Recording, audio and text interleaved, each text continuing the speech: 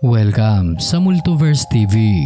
Para sa mga bagong dating sa channel na ito ay nagbabahagi ako ng mga creepy at paranormal na pangyayaring nakuhanan ng video. Kaya kung kapareho kita na mahilig sa mga ganitong content ay mag-subscribe ka na at i-like ang video na ito. At kung handa ka na, Moment. I was driving home from work. It's ah! Holy shit! Oh my god! Oh my god! Oh my god! Oh my god! Oh my god! Oh my god! Holy ay simulan na natin. Where are you? I see you.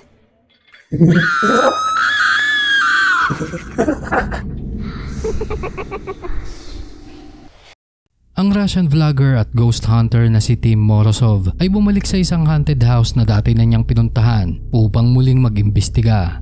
Ngunit ang hindi niya lang alam ay isang nakapangingilabot na pangyayari na pala ang naghihintay sa kanya. Что сейчас было?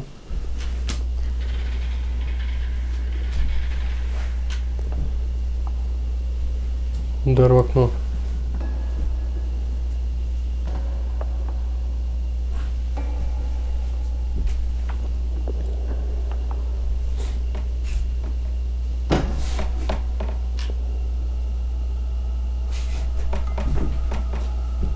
Не вижу никого.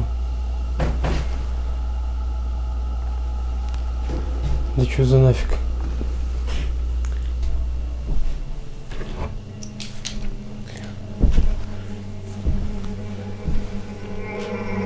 Тут есть кто-нибудь? Да блин.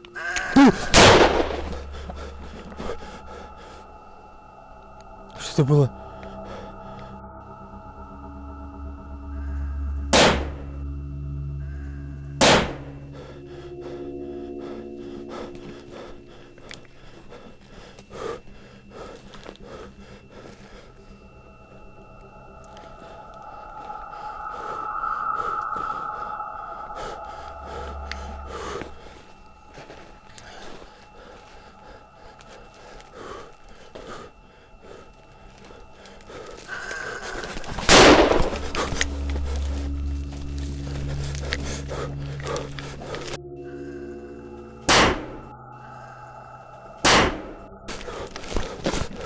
Что это было?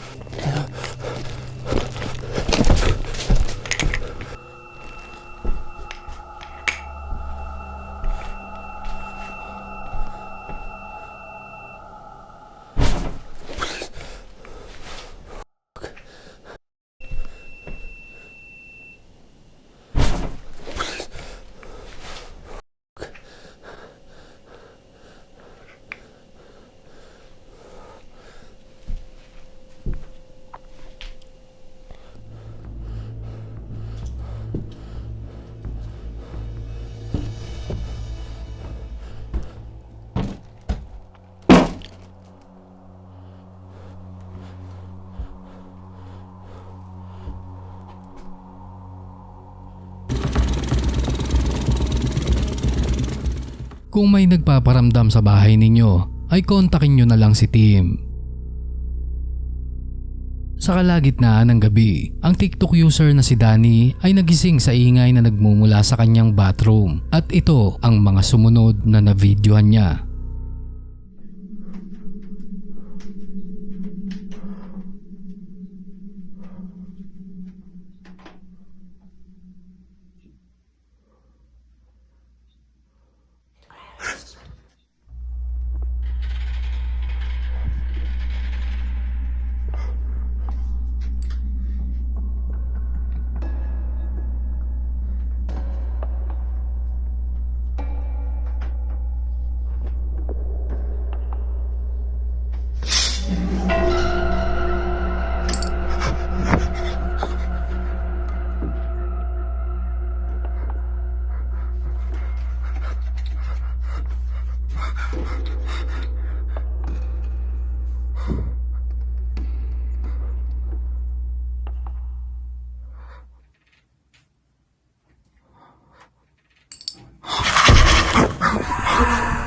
Kahit halatang edited lang ang video ay hindi natin maitatanggi na nakakatakot pa rin ito.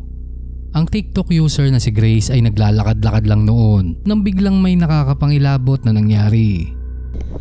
I'm currently having a little bit of a mental moment. I was driving home from work. It's holy shit! Oh my god! Oh my god! Oh my god! Oh my god! Oh my god! Oh my god! Holy shit! Oh my god!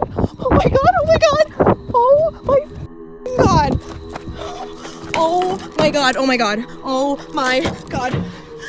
Holy fucking shit! Oh my god!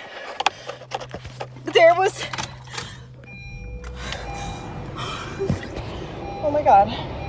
That was not normal. Oh my god. Holy. I just saw something. And I'm really fucking terrified. Maaring nakakatakot nga ang nakita niya dahil ayon kay Grace ay hindi daw ito tao. Ngunit ang pinaka nakakatakot na part ng video ay nang may bumulong sa kanya sa loob ng kotse. Kung sakaling hindi nyo narinig ay narito ang replay. Oh my god. Oh my god. Ngayon, kung hindi pa rin yan creepy para sa'yo, ay ewan ko na lang. Hindi malinaw ang pinanggalingan ng videong ito, pero hindi ko itatanggi na kahit ako ay kinilabutan din nang mapanood ko to. Ang batang babae sa video ay bigla na lang nagising mula sa mahimbing na pagkakatulog at sa hindi malamang kadahilanan ay tila ba takot na takot siya at maya-maya pa ay ito ang sumunod na nangyari.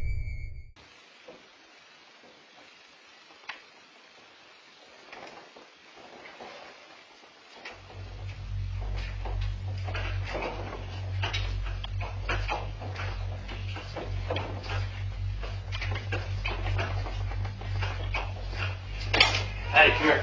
It's okay, baby. It's okay. All right, come.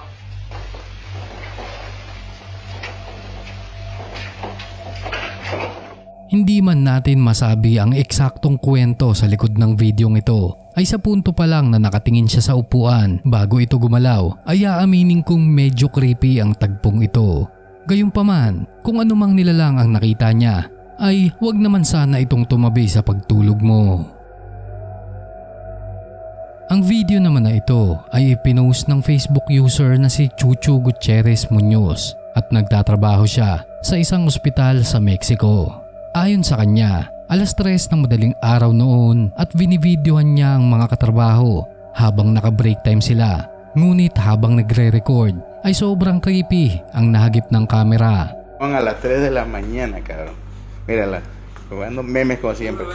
Chica, no mames, no mames, mira esa madre. No mames. Si verga es eso, güey. Isang bata ang makikitang naglalakad sa background at parang may mali sa kanya. Maaring pasyente lang ito sa ospital, ngunit ganun pa man ay walang dudang nakakakilabot pa rin ang video.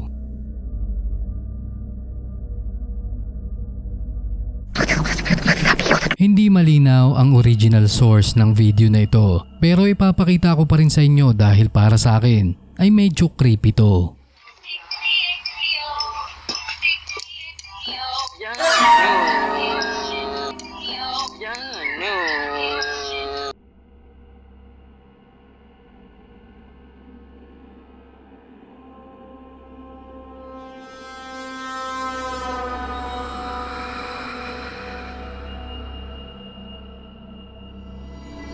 Marami ang naniniwala na naa-attract daw sa bata ang mga espiritu. Kung ganun, isang patunay nga kaya ang videong ito? Let me know your thoughts sa comment section. Si Orbix Hill ay dati ko na ring naitampok sa channel na ito kung saan ini-explore niya ang mga abandonadong lugar at isa na nga sa mga ito ay ang Masonic Temple na 40 years nang abandonado. Nang pasukin na niya ang building ay ito ang mga sumunod na nangyari.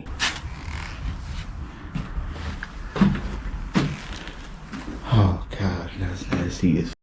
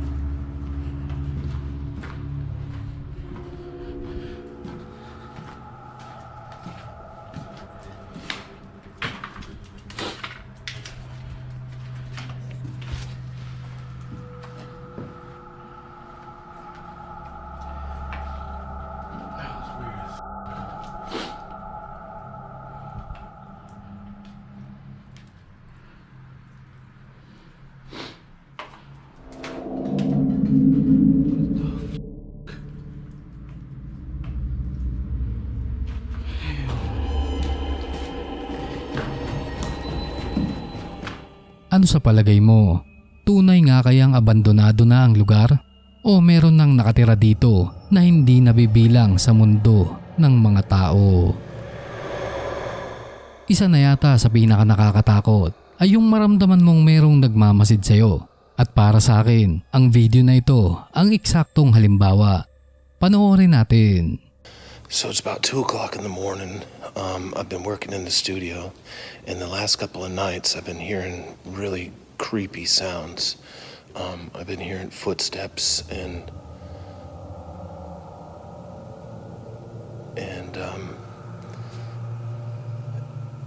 like seeing things out of the corner of my eye.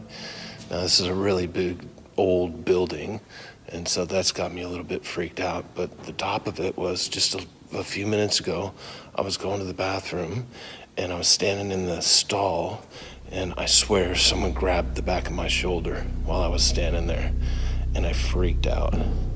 So if something happens, I want to have it on video. So this is where I was. I was standing right there.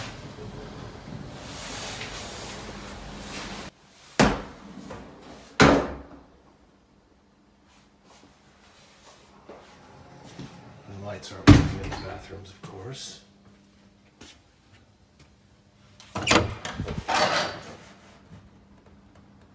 Hello?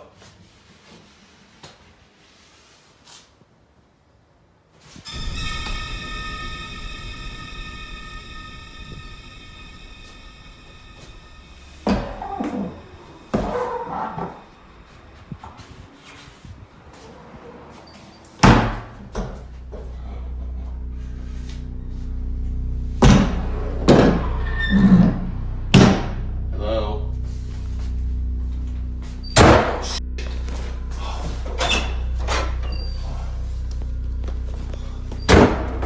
All right, I think I'm done. I think I'm done.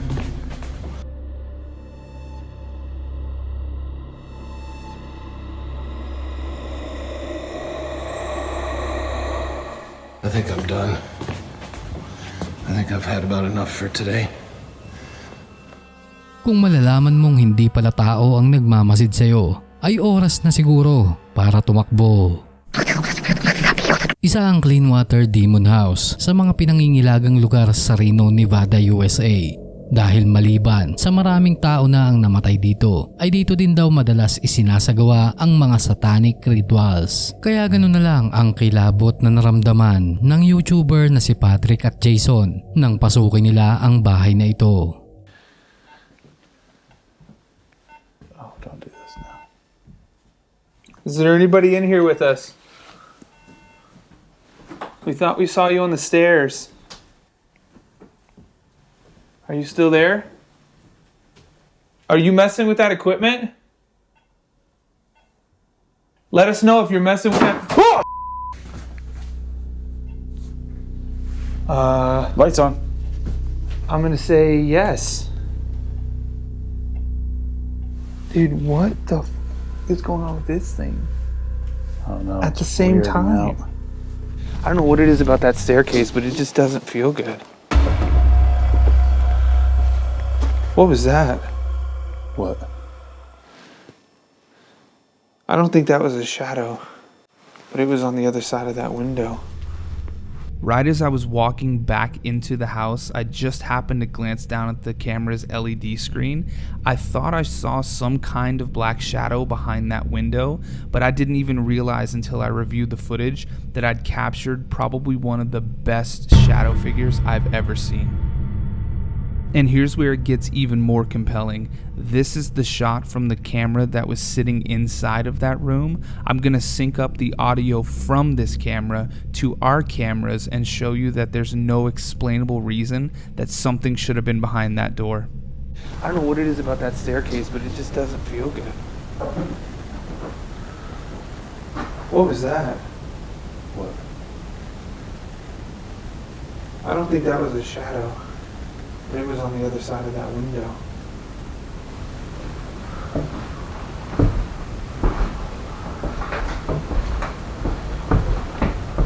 Isang misteryosong anino na nakatayo sa may pinto ang nagpakita sa hawak nilang kamera, pero ang nakapagtataka dito ay wala namang kahit na sinong tao ang makikita sa loob ng bahay.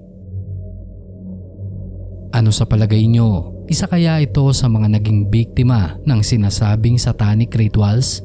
Let me know what you think sa comment section.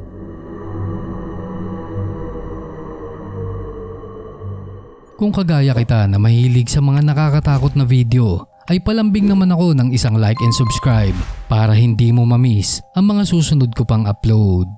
Salamat sa panonood. Hanggang sa muli.